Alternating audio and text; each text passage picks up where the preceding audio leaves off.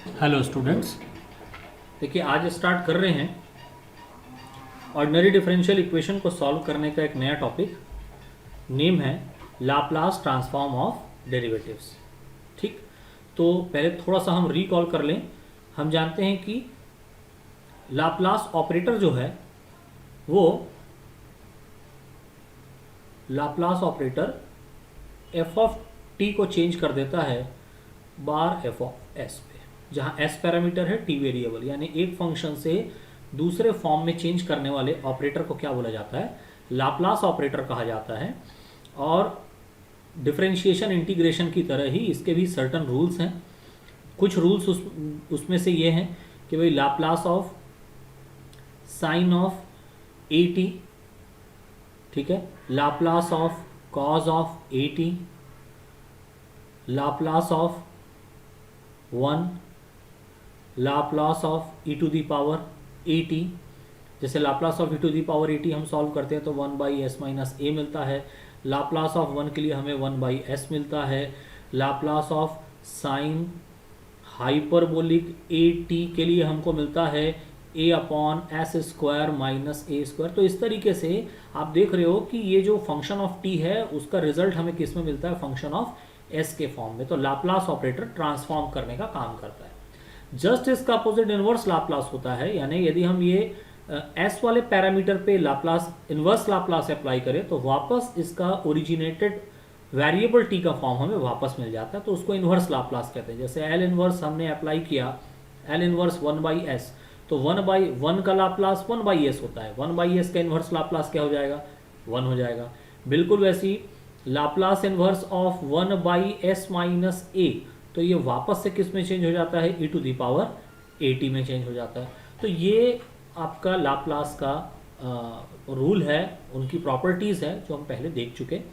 अब हम देखेंगे कि लाप्लास ट्रांसफॉर्मेशन की हेल्प से किसी ऑर्डिनरी डिफरेंशियल इक्वेशन को कैसे सॉल्व किया जा सकता है। पहले हम देख लें उसके कुछ रूल्स।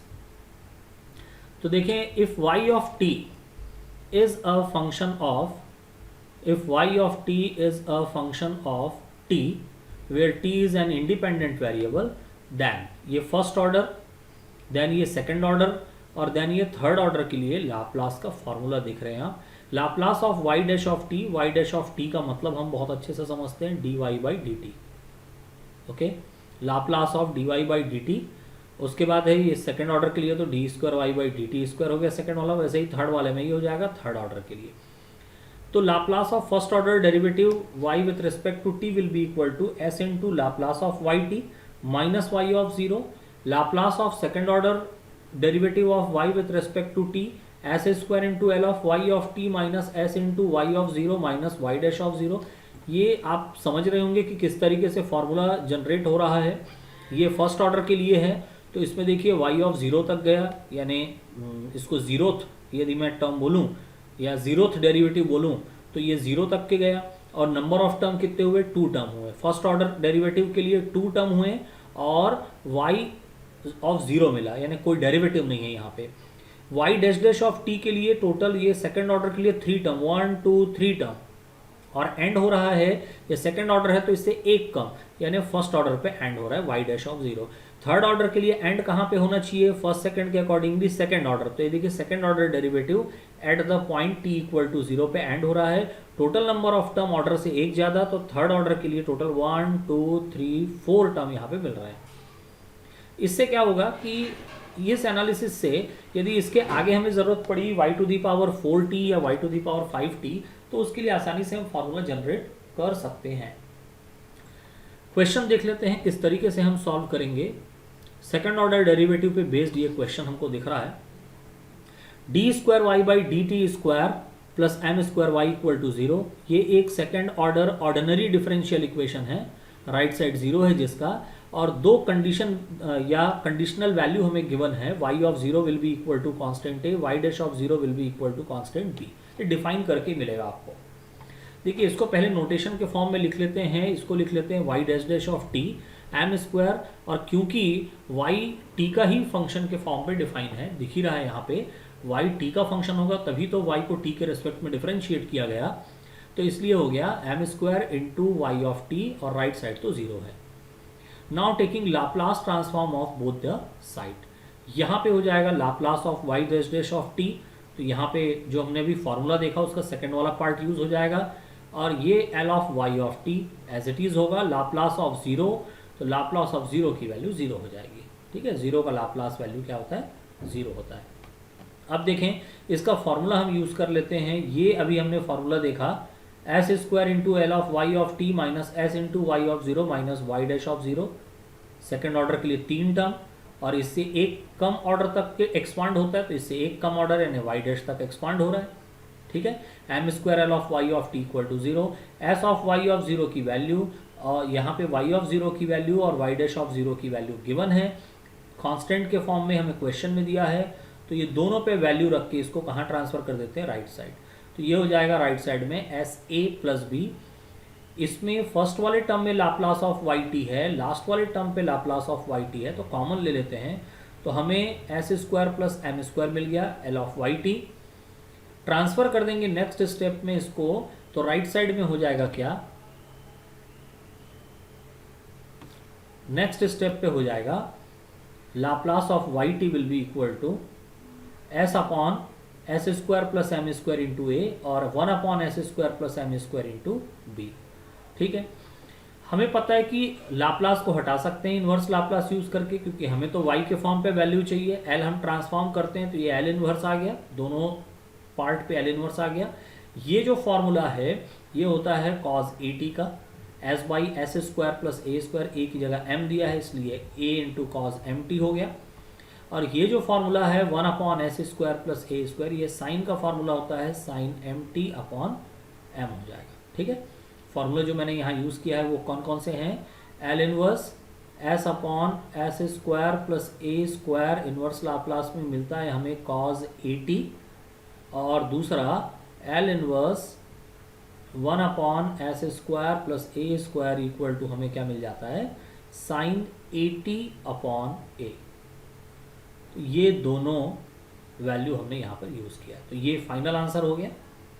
ठीक है, ये फाइनल आंसर हो गया हमारे पास, y of T equal to A cos M T plus B sine M T upon M. एक और क्वेश्चन देख लेते हैं सेकंड ऑर्डर का ही, जिससे और अच्छे से क्लियर होगा कि हम किसी ऑर्डिनरी डिफरेंशियल इक्वेशन में लाप्लास ट्रांसफॉर्म कैसे अप्लाई करेंगे। चलिए, फंक्शन हमें दिया हुआ है y ऑफ टी, और यहाँ पर जो है वो इसको नोटेशन के फॉर्म में, शॉर्ट नोटेशन के फॉर्म में y dash dash of T लिखा जा सकता है, ये हमने लिख लिया y ऑफ टी।